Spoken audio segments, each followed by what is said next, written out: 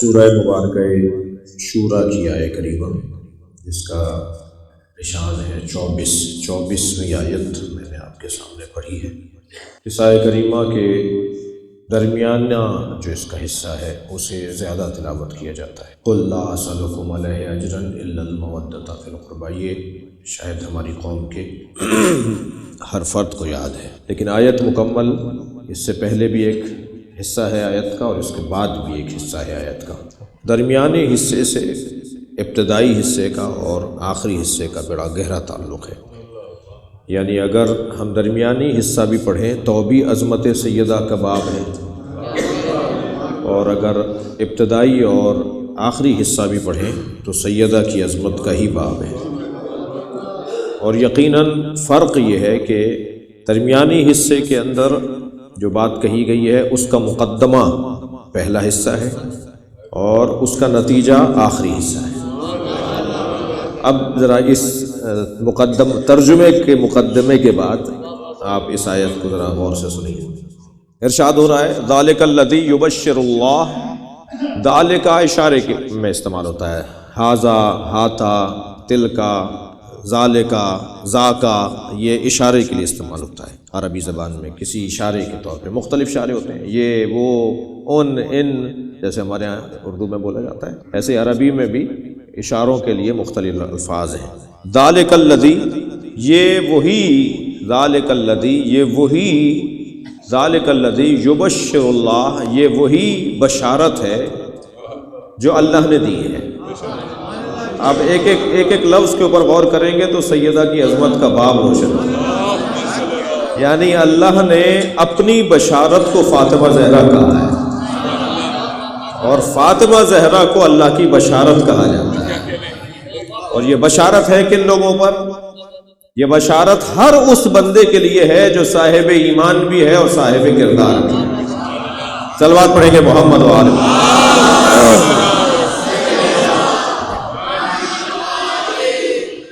ذالک الذی یبشر اللہ عبادہ الذین آمنوا وعملوا الصالحات، یہ وہی عظیم بشارت ہے۔ میں تو جب تک خود لطف نہیں لوں گا آگے نہیں بڑھوں گا، جب تک مجھے خود ذائقہ نہیں آئے گا آپ کو بھی ذائقہ نہیں آئے گا۔ اور کسی سے جا کے کہیے کہ کسی حلوے میں، کسی غذا میں کیا مزہ ہوگا جو اہل بیت کی معرفت میں ہوگا۔ دنیا کی کوئی غذا اتنی لذیذ نہیں ہے جتنی اہل بیت کی عظمت کی بات لذیذ ہے۔ صلوات پڑھیں نبی اور آل نبی۔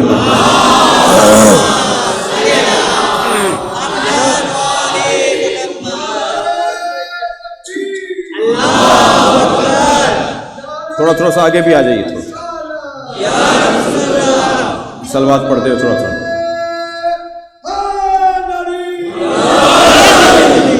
بلندر صلوات۔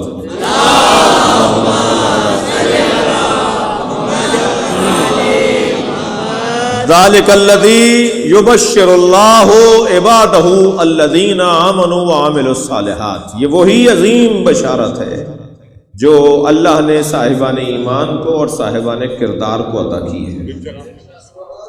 اللہ کی بشارت یہ وہی عظیم بشارت ہے۔ اب وہ بشارت کا اللہ نام لے گا آگے جا کے، بتائے گا کہ بشارت کیا ہے۔ یہ وہی عظیم بشارت ہے۔ مجھے ایک جملہ یہاں کہنا ہے، اللہ کی بشارت بھی یہ گھرانہ ہے، اللہ کی رحمت بھی یہ گھرانہ ہے، اللہ کی برکت بھی یہ گھرانہ ہے، اور جو اس گھرانے سے دور ہے وہی اللہ کی لعنت ہے۔ یہاں بشارت اللہ نے اس گھرانے کو قرار دیا۔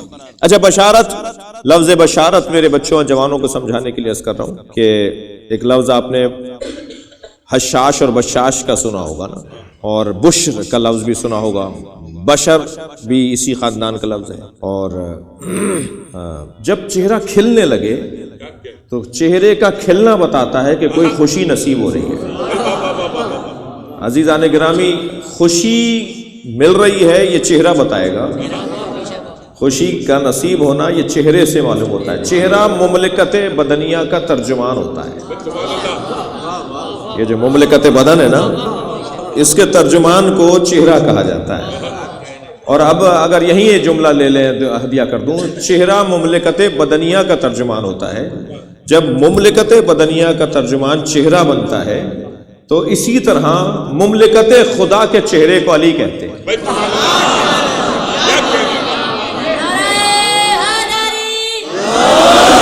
لہذا میرے مولا وجہ اللہ، جہاں سے اندر کی بھی بات سمجھ میں آئے. چہرے کی سرخی بتاتی ہے کہ یہ مطمئن ہے، چہرے کا پھیکا پن بتاتا ہے کہ یہ پریشان ہے، چہرے کا روشن ہونا بتاتا ہے کہ یہ خوش ہے، چہرے کا پھیکا پن بتاتا ہے کہ یہ پریشان حال ہے. چہرہ بول کے بتا رہا ہوتا ہے. آپ کسی سے بات کر رہے ہوتے ہیں، اس کو شرمندگی اگر ہو جائے تو چہرہ بتا رہا ہوتا ہے شرمندہ ہو رہا ہے. چہرے سے پتہ چل رہا ہوتا ہے کہ شرمندہ ہو رہا ہے. سرکار کی زندگی میں صحابہ کرام تشریف فرما ہیں. یا رسول اللہ، نئے نئے مسلمان آ رہے ہیں، طرح طرح کے لوگ حلقہ بے گوش اسلام ہو رہے ہیں، معلوم نہیں ہے کہ ان میں آنے والے مومن کتنے ہیں اور منافق کتنے ہیں. یا رسول اللہ، ہم کیسے پہچانے کہ آنے والا کون ہے؟ کہیں ایسا تو نہیں کہ ہماری بغل میں کوئی منافق بیٹھا ہو، ہم سے آگے بیٹھنے والا کوئی منافق ہو؟ تو سرکار نے فرمایا گھبرانے کی کوئی بات نہیں ہے. ان کے سامنے علی کا ذکر کیا.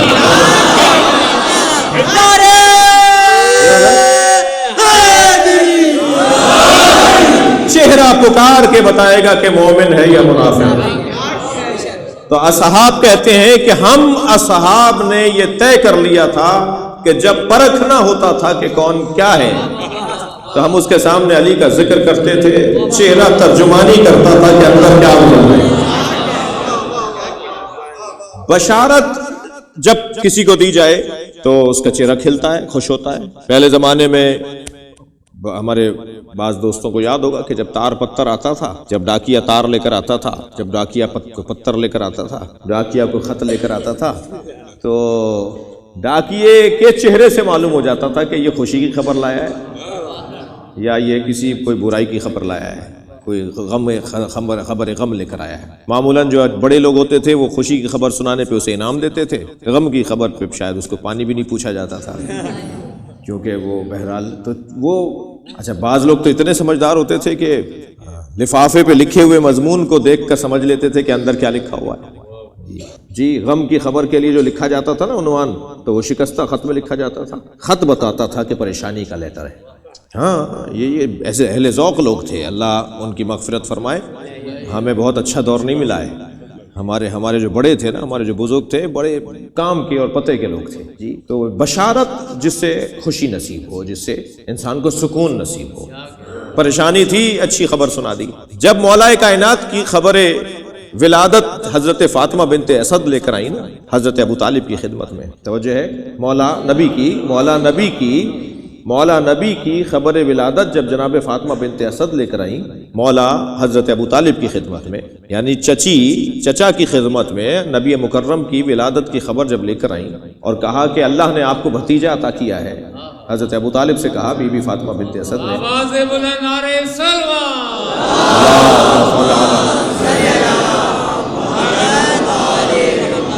تو حضرت ابو طالب خوش ہوئے.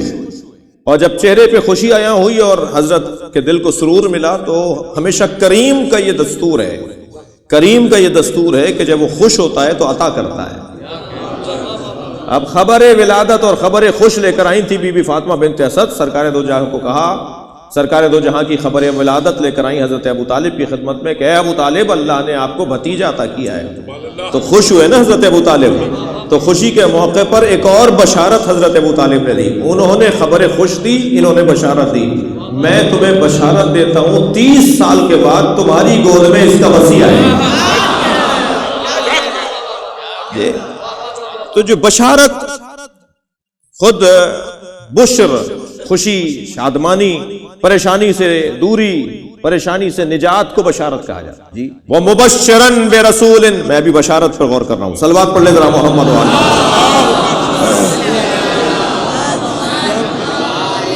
ذَلِكَ الَّذِي يُبَشِّرُ اللہ پر غور کر رہا ہوں. وَمُبَشِّرًا بِرَسُولٍ يَأْتِي مِن بَعْدِي اسْمُهُ احمد. حضرت عیسیٰ نے فرمایا، میں تمہیں ایک رسول کی بشارت دیتا ہوں وَمُبَشِّرًا بِرَسُولٍ، میں تمہیں ایک رسول کی بشارت دیتا ہوں، یاتی جو آئے گا من بعدی، میرے بعد، اسمہ احمد، اس کا نام احمد ہوگا۔ حضرت عیسیٰ سرکار کے آنے کی بشارت دے رہے ہیں۔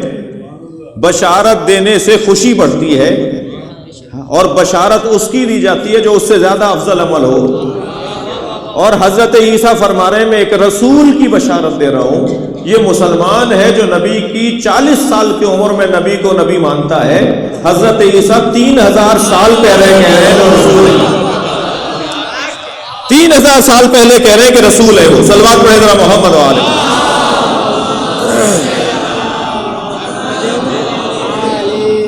وَمُبَشِّرًا بِرَسُولٍ، بشارت یہ خوشی کی خبر۔ اب اللہ ایک خبر دے رہا ہے، ذَلِكَ الَّذِي يُبَشِّرُ اللَّهُ، یہ وہی عظیم بشارت ہے جسے اللہ نے عطا کیا ہے عبادہ، ان بندوں کے لیے، الذین آمنوا وعملوا الصالحات، جو صاحبان ایمان بھی ہیں اور صاحبان کردار بھی ہیں، عمل صالح انجام دینے والے بھی ہیں، یعنی صاحب کردار ہیں، اور صاحبان ایمان بھی ہیں۔ مومن اور بعمل انسان کو بشارت چاہیے، یہ اسلام کیسے بچے گا، یہ دین کیسے محفوظ رہے گا، یہ مسجدیں کیسے چلیں گی۔ دشمن تو اس حد تک ہے کہ آپ کو جو ہے وہ جہاں چاہے مار دے، دشمن تو اس حد تک مضبوط ہے کہ عراق میں، وہاں دنیا کے اس کونے سمندر، 7 سمندر پار بیٹھا ہوا دشمن، 7 سمندر پار عراق کی سرزمین پہ شہید قاسم سلیمانی کو مار دیتا ہے، جی شہید ابو مہدی مہندس کو مار دیتا ہے۔ دشمن تو اتنا مضبوط ہے، تو یہ کیسے چلے گا کام، کیسے ہوگا، مستقبل کیسے ہوگا، کیا ہے، کیسے بچیں گے دشمن سے، دشمن سے کیسے نمٹیں گے؟ اتنا مضبوط دشمن ہمیں ایسے مار دیتا ہے، تو اب یہ جو اتنا بڑا کام ایسے کیا جائے تو ہم کیسے سروائیو کریں گے، کیسے چلیں گے، کیسے بچیں گے؟ تو فوراً اللہ کا اعلان ہوا، یہ وہی عظیم بشارت ہے جو ان لوگوں کے لیے ہے جو صاحبان ایمان بھی ہیں اور صاحبان کردار بھی ہیں۔ یعنی ساری دنیا کا دشمن مل کر ایک شہید قاسم سلیمانی نہیں، وہ چاہے کچھ بھی سوچے، مگر یاد رکھو فاطمہ کی دعا تمہارے ساتھ۔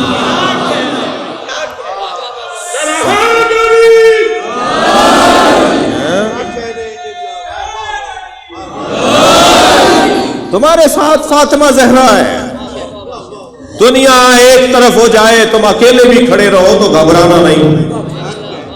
56 اسلامی ممالک میں آپ 1.5 لوگ بھی نہیں ہو، 1.5 ملک ہوں گے، آدھا لبنان لگا لیجئے، پورا ایران لگا لیجئے، 56 اسلامی ممالک میں 1.5 ہیں آپ۔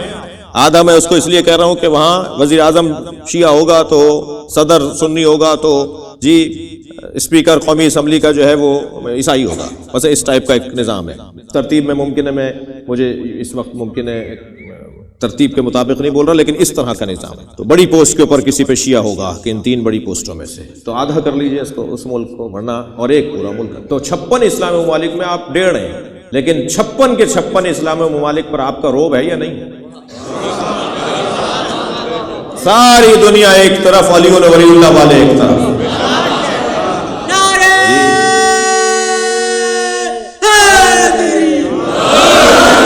ساری دنیا ایک طرف، اور حسین کے عزادار اور ماتمدار ایک طرف۔ اور کیسے دشمن کی آنکھوں میں آنکھیں ڈال کے بات کرتے ہیں، بولتے وقت ایسا لگتا ہے جیسے ساری دنیا تمہارے ساتھ ہو، پھر جب کوئی پلٹ کے کہے تمہارے ساتھ ہے کون، تو جواب آتا ہے فاطمہ کی دعا۔ صلوات پڑھیں سیدہ کی ذات پر۔ جی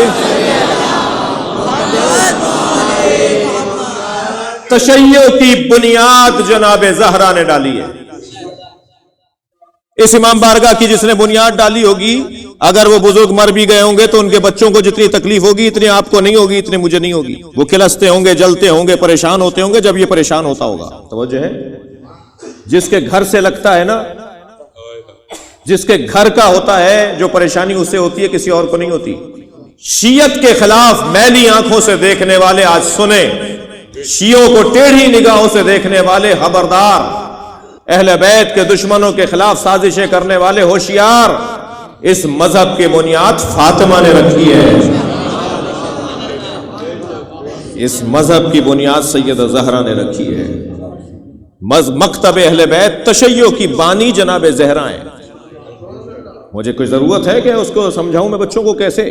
بہت روشن بات ہے۔ نبی مکرم کی رحلت کے فوراً بعد فاطمہ کے انکار پہ ہی تو تشیع کی بنیاد ڈلی ہے، سیدہ کے انکار پہ تو بنیاد تشیع کی بنیاد ہے. توجہ ہے. مولا حسین کے دشمنوں سے بیزاری کرنے والا کسی بھی خیمے میں جا سکتا ہے، کسی بھی خیمے میں رہ سکتا ہے. مولا رضا کے قاتلوں سے دشمنی کرنے والا کسی بھی خیمے کا ہو سکتا ہے. مولا علی کے دشمنوں سے نفرت کرنے والا کسی بھی مکتب مشرق میں ہو سکتا ہے، مگر جناب زہرا کے قاتلوں سے نفرت کرنے والا کہیں اور نہیں رہ سکتا، اسے یہاں آنا پڑے گا. صلوات پڑھ لیں ذرا محمد و آل محمد کا.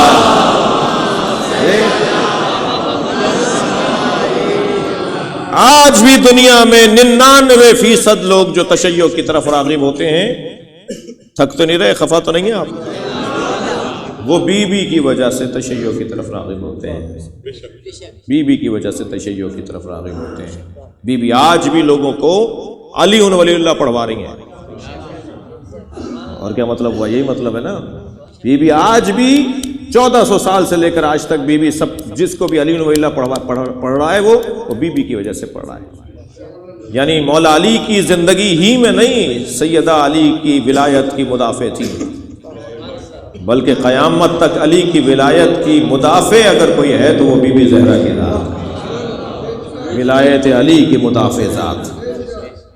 جی بنیاد ڈالی ہے. نہیں مانا، نظام کو نہیں مانا، سسٹم کو نہیں مانا. میری جملے کھل رہے ہیں، لوگوں کو پریشان ہیں، ایف آئی آروں کی باتیں کر رہے ہیں، اور اللہ نے فوٹوجینک چہرہ دیا ہے تو یہ بولتے ہیں کہ جی میراثی ہے. تو انہیں کوئی بتائے کہ بہرحال ان کا مقام نہیں ہے کہ میں ان سے بات کروں. صلوات پڑھ لیں ذرا محمد.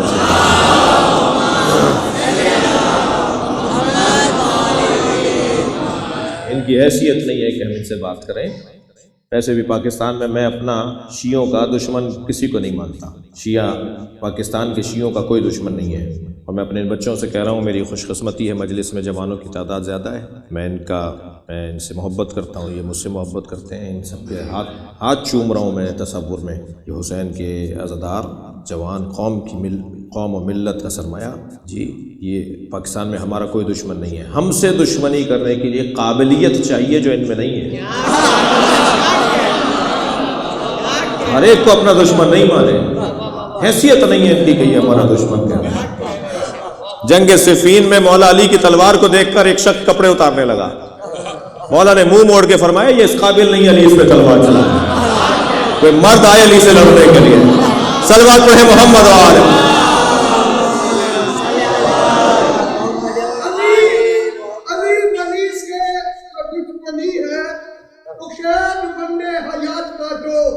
مگر یہ ممکن نہیں کہ مرکز میں تم چین سے ایک رات کاٹو. وہ بروز محشر صدا ملے گی جب اپنے اپنے برے عمل کی صدا یہ آئے گی سب سے پہلے بدعت کے چوروں کے ہاتھ.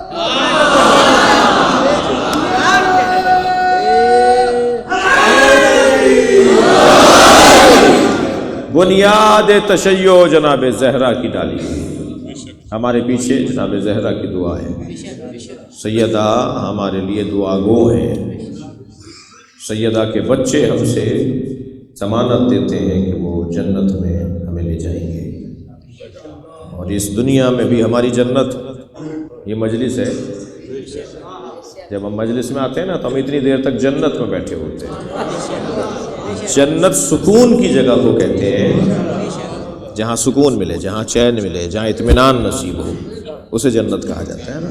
جہاں کوئی پریشانی نہ ہو، جہاں موت کا خوف نہ ہو، جہاں جینے کا شوق نہ ہو، جہاں بیٹھنا ہی مقصد اور مطلب ہو. تو ہم تو جتنی دیر، ایک حدیث ہے کہ علمی محفلوں میں جانے والا جنت میں جاتا ہے. سرکار نے دعا فرمائی کہ یا اللہ میری امت کو جنت لے جا، جنت لے جا، جنت سے لے آ. تو صحابہ کرام نے کہا یا رسول اللہ جنت جا کر آنے کا کیا مطلب؟ حضرت فرمایا جب تم علمی محفل میں جاؤ گے تو گویا اتنی دیر تک تم جنت میں رہتے ہو. تو ہم تو ہر کچھ دیر کے بعد، ہر کچھ دن کے بعد مجلس عزا کر کے علمی محفل سجاتے ہیں. یہ علمی محفل ہی تو سجی ہوئی ہے نا. تو عزیزان گرامی، بشارت سرکار دو جہاں کے ذریعے سے اللہ دے رہا ہے. یہ وہی عظیم بشارت ہے جو اللہ نے صاحبان ایمان اور صاحبان کردار کو عطا کی ہے۔ کیا ہے بشارت یا اللہ؟ آواز آئی قل، میرے حبیب کہہ دیجئے۔ اچھا بشارت اللہ کی ہے، پہنچائیں گے مصطفیٰ۔ یا اللہ تو خود کیوں نہیں کہہ رہا؟ عجب نہیں جواب آئے کہ میری رحمتیں بھی ان کی طرف سے آتی ہیں، میری بشارتیں بھی ان کے ذریعے سے آتی ہیں، اور مباہلے میں میری لعنت بھی ان کے ذریعے سے۔ یہ ہے واسطہ اور ذریعہ۔ کہہ دیجئے کیا؟ قل لا اسألکم علیہ اجرا، لا اسألکم، میں کوئی سوال تم سے نہیں کر رہا، علیہ اجرا، اجرت رسالت کے بارے میں، کہ مجھے کچھ دے دو، میرا کوئی بدلہ اتارو، میں نے جو تمہیں انسان بنایا، میں نے جو تمہیں اچھا مسلمان بنایا، میں نے جو تمہیں جانور ہونے سے بچایا، میں نے جو تمہیں حیوان رہنے سے بچایا، اس کے بدلے میں مجھے کچھ دے دو، کچھ نہیں چاہیے مجھے، مگر الا المودۃ فی القربى، سوائے یہ کہ قربہ سے مودت کرو۔ میری محنت کا بدلہ یہ ہے کہ قربہ سے مودت، محبت نہیں۔ محبت اور مودت میں موٹا سا فرق یہ ہے کہ جب تعلق قلب میں رہ جائے، تعلق دل ہی دل میں رہ جائے تو وہ محبت کہلاتی ہے، اور جب دل کی کیفیت اعضاء و جوارے سے ظاہر ہونے لگے تو وہ مودت کہلاتی ہے۔ اس وقت آپ محبت کی کیفیت میں نہیں ہیں، اس سے بڑی کیفیت میں۔ محبت اس سے چھوٹی کیفیت ہے۔ وہ جو گھر میں بیٹھے مجلس سن رہے ہیں اور آ سکتے ہیں، وہ محبت والے ہوں گے، مودت والے نہیں ہیں۔ جی آ سکتے ہیں، بیمار نہیں ہے، صلوات پڑھے ذرا محمد والے۔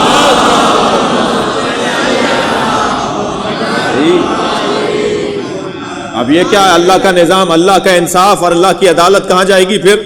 کہ جو چھوڑ چھاڑ کے آ کے مسجد میں بیٹھ گئے، مجلس میں بیٹھ گئے، انہیں بھی وہی مل جائے، جو بستر پہ لیٹا سن رہا ہے اسے بھی وہی ملے، تو اللہ تو عادل نہیں رہا نا پھر۔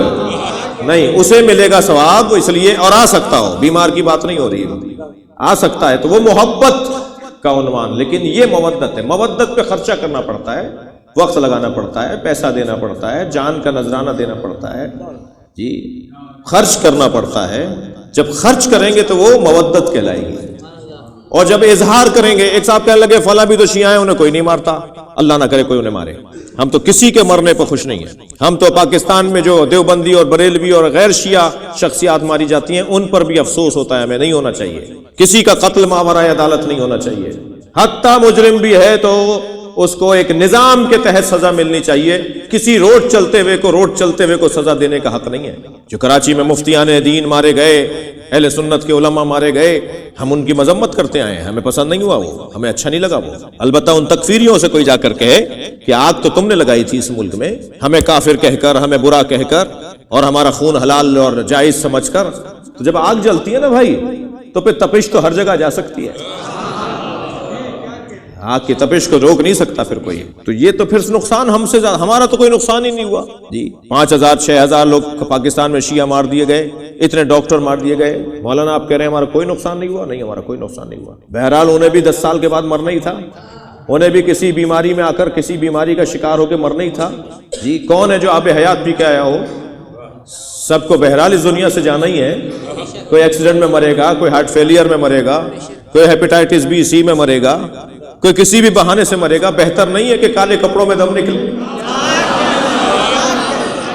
بہتر نہیں ہے امام حسین کی عزاداری میں دم نکلے، تشریف لائیے گا، بہتر نہیں ہے کہ اس ذکر کے ساتھ جڑ کر دم نکلے، سعادت مندی ہے۔ ایک صاحب کا کلپ موجود ہے سوشل میڈیا پر، وہ کہتے ہیں جی پاکستان میں تکفیریوں نے جو شیعوں کا قتل عام کیا، اپنے لوگوں کی مذمت کرنے لگے کہ یہ غلط کیا تم نے پاکستان میں جو شیعوں کے خلاف محاذ آرائی کر کے اور شیعوں کو قتل کیا، یہ بہت غلط کیا، اپنے ہی لوگوں کو، وہ اسی قبیلے کے ہیں جن کا وہ کلپ ہے۔ کہنے لگے 60 سال پہلے، 50 سال پہلے امریکہ میں، کینیڈا میں، آسٹریلیا میں، مغربی ممالک میں کہیں بھی ڈھونڈنے سے امام بارگاہ نہیں ملتا تھا، اور آج کون سا ملک ہے کہ جہاں امام بارگاہ نہ ہو؟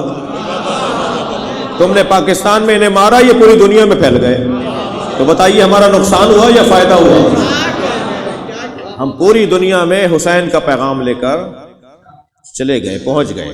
عزیزان گرامی، ہمارا کوئی نقصان نہیں ہوا۔ توجہ چاہوں گا، جناب زہرا ہم سے راضی ہیں، بس یہی ہماری جنت ہے، بی بی ہم سے راضی ہو جائیں، بی بی ہم سے خوش رہیں، یہی ہماری جنت ہے۔ قل میرے حبیب کہہ دیجئے مجھے کچھ نہیں چاہیے رسالت کے عوض مگر یہ کہ میرے قربا سے مودت، قریب ترین وجود سے مودت کرو، جو نبی سے قریب ترین ہے اس سے مودت، اس سے اظہار محبت۔ سنی شیعہ نے لکھا ہے امہات المومنین کی اقوال ہیں، صحابہ کرام کے فرامین ہیں کہ نبی سے قریب ترین اگر کوئی بندہ، کوئی ذات، کوئی شخصیت ہے تو وہ بی بی زہرا کی ذات ہے، ان سے زیادہ قریب کوئی نہیں تھا۔ سیدہ کے آنے پہ کھڑے ہو جاتے تھے، بڑھ کر استقبال کرتے تھے، جی ہاتھوں کا بوسہ دیتے تھے، اپنی جگہ بٹھاتے تھے، اپنی کرسی چھوڑ دیتے تھے۔ بعض اقوال تو سیدہ سے مخصوص ہیں، فاطمہ بدعۃ منی من عداہا فقد عدانی، فاطمہ میرا ٹکڑا ہے، جس نے اسے تکلیف پہنچائی اس نے مجھے تکلیف پہنچائی۔ جی ان اللہ یغضب لغضب فاطمہ، اللہ ناراض ہوتا ہے جس سے فاطمہ ناراض ہو جائے۔ یہ اقوال مخصوص ہیں جناب زہرا کے ساتھ، بی بی کے علاوہ کسی اور ہستی کے، کسی پنجتن کے کسی فرد کی ناراضگی کی بات نبی نے کی نہیں، صرف بی بی کے بارے میں کہا، نہیں کہا۔ مولا علی کو بھی ناراض کیا بہت سے لوگوں نے، حسنین کو بھی ناراض کیا بہت سے لوگوں نے، لیکن نبی نے صرف جناب زہرا کی ناراضگی کی بات کی ہے۔ جی فضائل کے باب میں ایک بات کہنا چاہوں گا، آیت آگے بڑھی، لا اسألکم علیہ اجرا الا المودۃ فی القربى ومن یقترف حسنۃ، جس نے ایک حسنہ حاصل کر لیا، ومن یقترف حسنۃ، جس نے ایک حسنہ حاصل کر لیا، نزد لہ فیہا حسنا، ہم اس کے حسن ہی حسن میں اضافہ کریں گے۔ اب یہ تو ترجمہ ہوا آیت کا، تفسیر کی نگاہ سے دیکھیے، جس نے ایک فاطمہ کو پا لیا پھر ہم 13 معصومین کی محبت اسے عطا کریں گے، تمہیں ہم اتنا سرمایہ دار بنا دیں گے۔ صلوات پڑھے محمد و آل محمد۔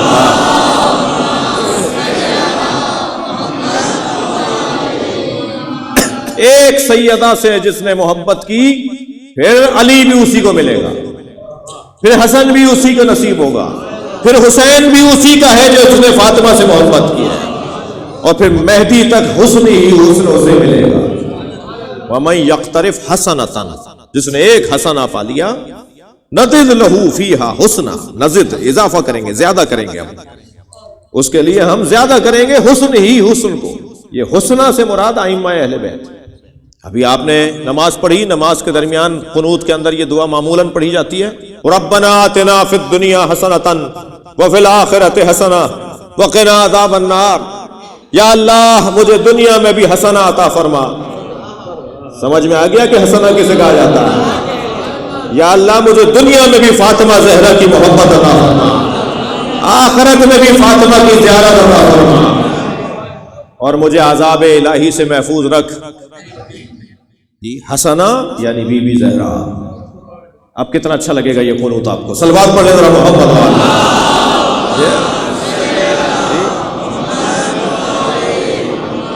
ربنا آتنا فی الدنیا حسنہ، اور ادھر کیا، ومن یقترف حسنہ، جس نے ایک حسنہ حاصل کر لیا، نزد لہ فیہا حسنا، پھر ہم اس کو حسن ہی حسن عطا کریں گے۔ پھر ائمہ اہل بیت اسی کے ہوں گے جس کی فاطمہ ہے، جو سیدہ سے محبت کرتا ہے، پھر اسی کو اہل بیت نصیب ہوں گے۔ عزیزان گرامی، اللہ کا ہم پہ کرم ہے، ان اللہ غفور شکور، اللہ غفور ہے، شکور ہے۔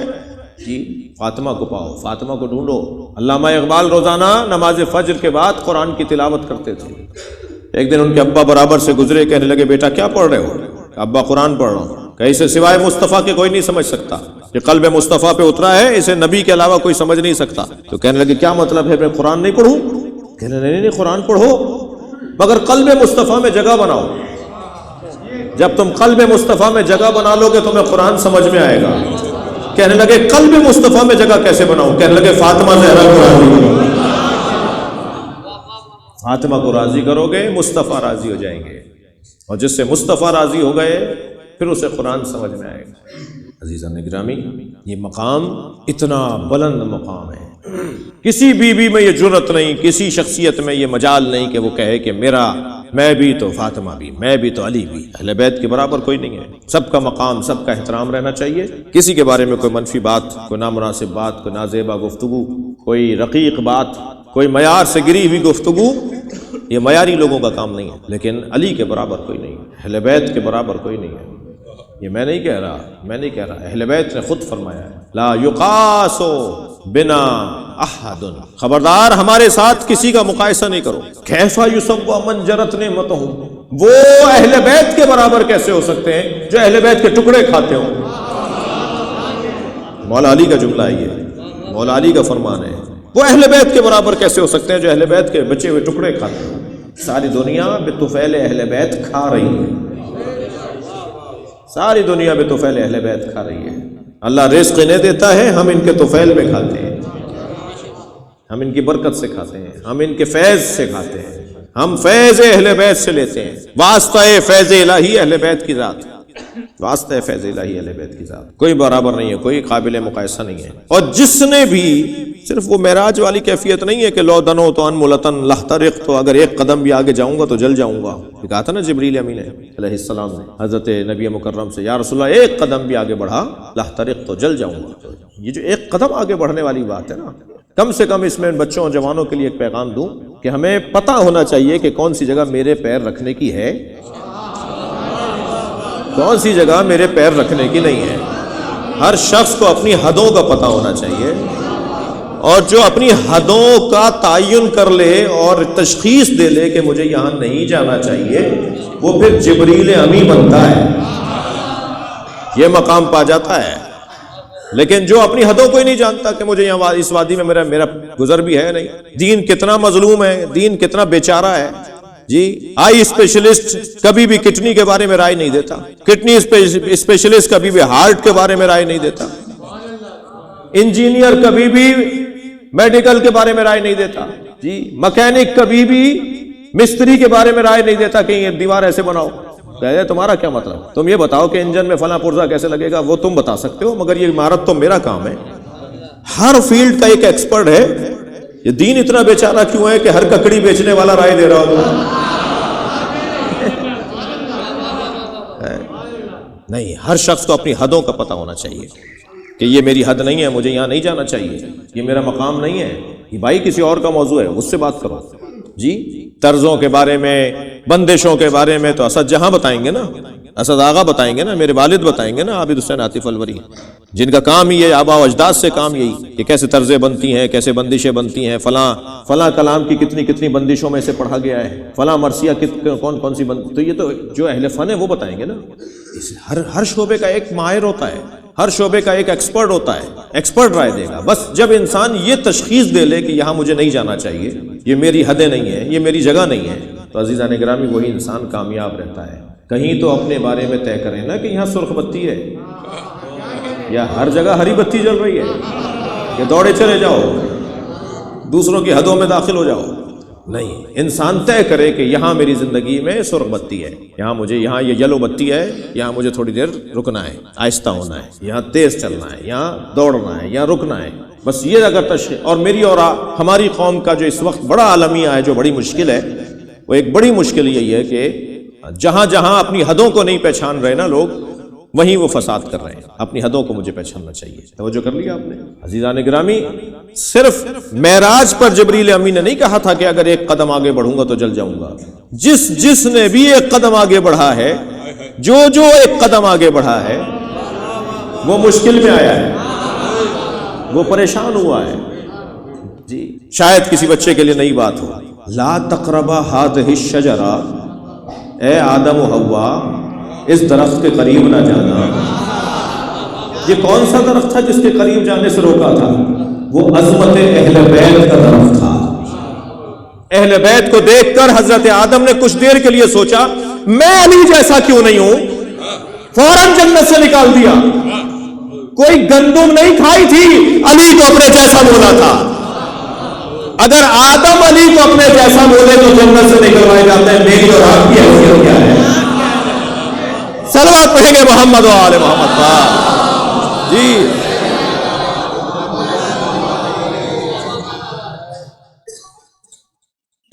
جب دیکھا نا پنجتن کا یہ مقام ہے، تو حضرت آدم نے فرمایا کہ میں علی جیسا کیوں نہیں ہوں، میں حسن جیسا کیوں نہیں ہوں۔ یہ تھا وہ ترک اولا، یہ تھا درخت جس کے قریب جانے کو روکا تھا، یہ وہ شجرہ طیبہ ہے جس کے قریب جانے سے حضرت اہدیت نے اللہ نے روکا تھا۔ اور ایک لمحے کے لیے سوچا تھا کہ میں ایسا کیوں نہیں ہوں؟ عزیزان گرامی، میری اور آپ کی پھر حیثیت کیا ہے؟ دنیا میں اگر کوئی یہ کہتا ہوا نظر آئے کہ اہل بیت ہم جیسے ہیں، تو کم سے کم یہ تو طے ہو گیا کہ اگر کوئی ایسا کرے تو اسے جنت سے نکالا جاتا ہے. تو کم سے کم یہ تو طے ہو گیا کہ پھر وہ جنت میں جائے گا نہیں. جو یہ کہہ رہا ہو کہ یہ ہم جیسے ہیں، ہم جیسے ہیں. اتنا بڑا مجمع جو ایک جیسا بیٹھا ہے، یہی ایک جیسا نہیں ہے. تھوڑا گردن ہلا دیجیے اگر بات جیسے. اتنا بڑا مجمع جو ایک جیسا ہے، یہی ایک جیسا نہیں ہے. تو جنہیں اللہ نے اپنے ارادہ اولیہ سے بنایا ہو، جنہیں بنانے کے بعد اس نے فخر کیا ہو، جنہیں بنا کر ساری کائنات ان کے حوالے کی ہو، جنہیں تمام کمالات کا مجموعہ بنایا، وہ ہم جیسے کیسے ہوں گے؟ جی کوئی کسی سے اچھا نہیں بنایا. یہ اللہ کی قدرت کا کرشمہ ہے. اور پھر ان تمام ہستیوں میں جسے سردار قرار دیا، مرکز و محور قرار دیا، وہ جناب زہرا کی ذات. بعد میں اندر آ جائے، کچھ گنجائش ہو جائے گی آپ کے اندر آنے. ایک صلوات پڑھ لیں ذرا نبی اور آلہ.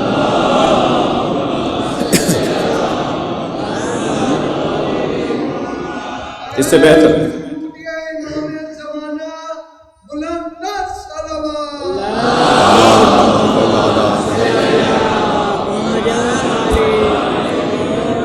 اس سے بہتر اور بلند صلوات نبی کی.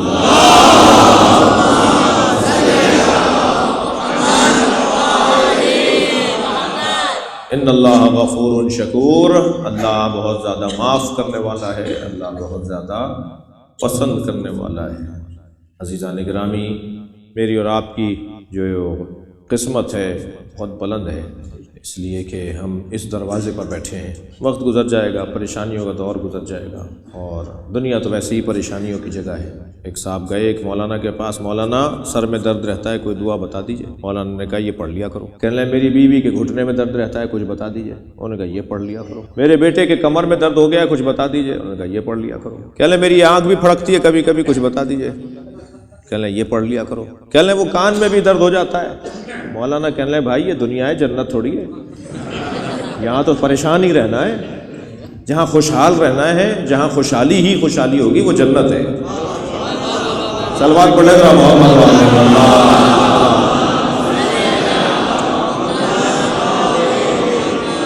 تو پہلے تو یہ ذہن میں رہے کہ یہ پریشانیوں کی جگہ ہے. دنیا ہے ہی واہمات، توہمات، الجھنوں، پریشانیوں کی جگہ کو دنیا کہتے ہیں نا. سکون کی جگہ ہے وہ تو جنت ہے. لیکن عزیزو، پریشانی بھی اگر اس عنوان سے آئے کہ یہ اہل بیت کے چاہنے والے ہیں، تو پھر مزہ ہی کیا ہے اس پریشانی میں؟ لطف ہی کچھ اور ہے. جب پریشانی ہو نا، جب تکلیف ہو نا، بچوں اور جوانوں سے کہہ رہا ہوں، تو بڑی تکلیف کو سوچا کریں. جب بڑی تکلیف سوچتے ہیں تو ہماری پریشانی چھوٹی ہو جاتی ہے. میرے مولا کو، میرے مولا امام محمد باقر علیہ السلام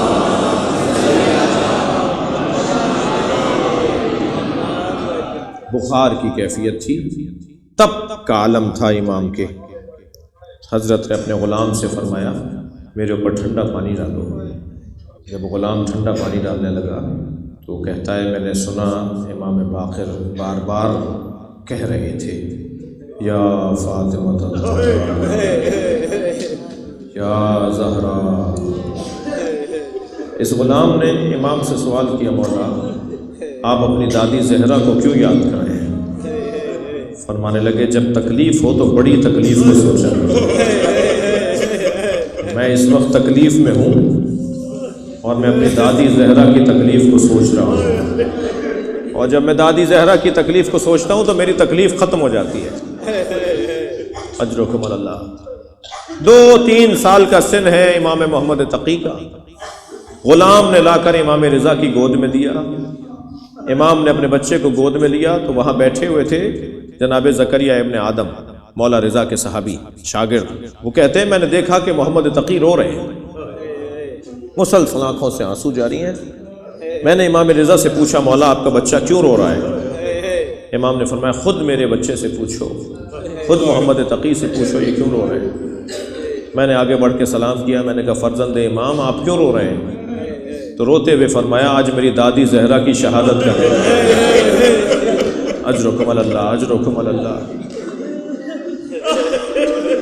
بشار مکائی فرماتے ہیں جو چھٹے امام کے شاگرد ہیں، کہ میں ایک دن امام کی خدمت میں گیا تو میں نے دیکھا کہ امام صادق کھجور تناول فرما رہے ہیں، کھجور کھا رہے ہیں۔ میں نے سلام کر کے کہا مولا میں بازار سے آ رہا ہوں، بازار میں ایک عورت کو سپاہی مارتے ہوئے لے جا رہے تھے۔ مولا بازار میں ایک عورت کو سپاہی مارتے ہوئے لے جا رہے تھے۔ بشار کہتے ہیں کہ امام کے ہاتھ میں کھجور کا دانہ تھا، حضرت نے دوبارہ ظرف میں رکھ دیا اور فرمانے لگے تم نے پوچھا نہیں کہ اسے کیوں مار رہے تھے؟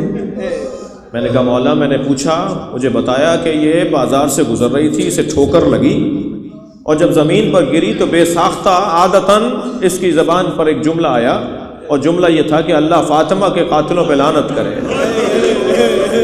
ان سپاہیوں سے برداشت نہیں ہوا اور اسے مار کر لے کے جا رہے ہیں۔ سنیں گے امام صادق نے مصلی بچھا دیا، 2 رکعت نماز پڑھ کے دعا کیا، اللہ تیری فاطمہ کی چاہنے والی، اجرکم اللہ اجرکم اللہ۔ میرے ایک ملنے والے نے مجھ سے کہا کہ ان کی زوجہ سے اختلاف بڑا شدید تھا، کئی دن سے جھگڑا چل رہا تھا۔ غصے میں آ کر ایک دن میں نے اپنی زوجہ کو تماچا مار دیا۔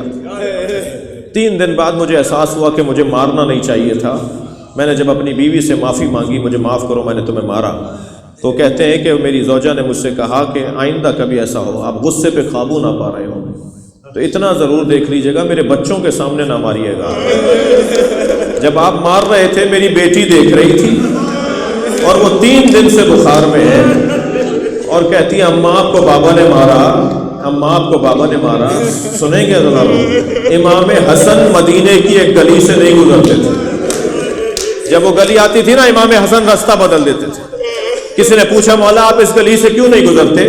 فرمانے لگے میں کمسن تھا، اپنی ماں کے ساتھ گزر رہا تھا، ایک شخص نے میری ماں زہرا پہ ہاتھ اٹھایا تھا، جب اس گلی سے گزرتا ہوں مجھے وہ منظر یاد آ جاتا ہے۔ اجرکم اللہ اجرکم اللہ۔ زیارت نامہ اٹھا کے دیکھیے مولا کائنات کا، مولا علی کے زیارت نامے میں ایک جملہ ہے السلام علیک یا اصبر الصابرین، سلام ہو صابروں میں سب سے بڑے صابر علی۔ مولا علی سب سے بڑے صابر، مولا حسین سب سے بڑے صابر ہیں یا مولا علی سب سے بڑے صابر ہیں؟ کتنی مصیبتیں دیکھی مولا حسین نے، مگر زیارت نامہ کہہ رہا ہے علی حسین سے بڑے صابر ہیں۔ میں سمجھنے کے لیے بچوں کو سمجھانے کے لیے ایک مثال دے رہا ہوں۔ مولا حسین کے ہوتے ہوئے کسی نے زینب کو دیکھا نہیں تھا، کسی نے بی بی زینب پر ہاتھ نہیں اٹھایا تھا۔ مقتل کہتا ہے کہ جب میرے مولا گھوڑے سے زمین پر آ گئے اور قاتلوں کا حلقہ تنگ پڑنے لگا، کسی کے ہاتھ میں خنجر تھا، کسی کے ہاتھ میں تبر تھا، کسی کے ہاتھ میں نیزہ تھا، کوئی چاقو لیے ہوئے تھا اور حسین کے گرد حلقہ تنگ ہونے لگا، تو ایک شخص نے کہا اتنا رک جاؤ کہ حسین کی روح پرواز کر جائے، حسین کے بدن سے خون بہت نکل رہا ہے، اتنا رک جاؤ کہ حسین کی روح پرواز کر جائے۔ تو ایک ظالم نے کہا یہ کیسے طے کریں ابھی حسین زندہ ہے، اس لیے کہ امام کے بدن میں تحرک نہیں تھا، امام کے بدن میں حرکت نہیں تھی، ہل نہیں رہا تھا حضرت کا بدن۔ اس نے کہا یہ کیسے طے کریں کہ حسین ابھی زندہ ہے؟ تو ایک اور شخص نے آواز دے کر کہا میں ایک جملہ کہوں گا، اگر حسین زندہ ہوئے تو اٹھ کے بیٹھ جائیں گے۔ میں اس ظالم سے کہوں گا کیا تکلیف دینا چاہتا ہے مولا حسین کو؟ سب نے مڑ کر اسے دیکھا، کہا بولو، کہا بولو کیا بولنا چاہ رہے ہو، کیسے طے کریں ابھی حسین زندہ ہے؟ تو اس نے آواز دے کر کہا حسین زمین کربلا پر ہیں اور سپاہیوں نے زینب کے خیمے پہ حملہ کر دیا۔ بس یہ جملہ سننا تھا، امام نے کوہنیوں میں زور دیا اور اپنا ہاتھ فضا میں بلند کر دیا، پہلے میرا گلا کاٹو پھر زینب کی طرف جانا۔ اب سمجھ میں آتا ہے کہ علی سب سے بڑے صابر کیسے تھے۔ عزادارو، ایک یہودی عورت کو علی نے پٹتے ہوئے دیکھا تھا، مولا علی نے ایک یہودی عورت کو پٹتے ہوئے دیکھا تھا، علی سے 3 دن کھانا نہیں کھایا گیا۔ جب مولا کے سامنے کھانا آتا تھا فرماتے تھے میں نے ایک عورت کو پٹتے دیکھا، جو اجنبی عورت کو پٹتے ہوئے دیکھے اسے کھانا نہ کھایا جائے، اس نے کیسے دیکھا ہوگا زہرا پہ جلتا ہوا دروازہ، اس نے کیسے دیکھا ہوگا سیدہ پہ جلتا ہوا دروازہ۔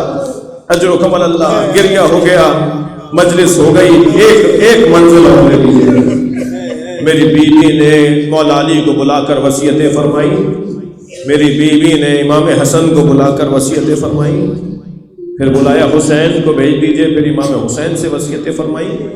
سنیں گے عزیزانو، 4 سال کا سن ہے جناب زینب کا، بلایا علی میری زینب کو میری حجرے میں بھیج دیں۔